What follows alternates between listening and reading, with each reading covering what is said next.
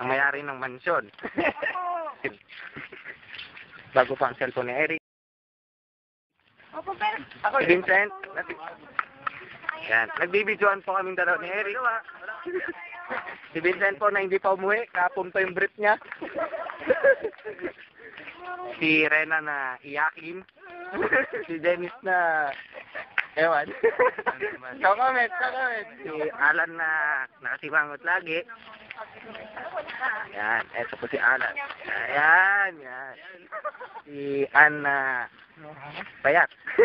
Sorry, nagdaki ka.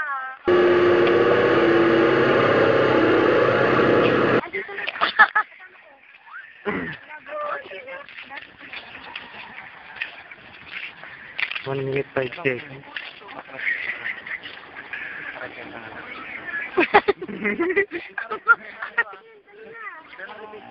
Okay, picture.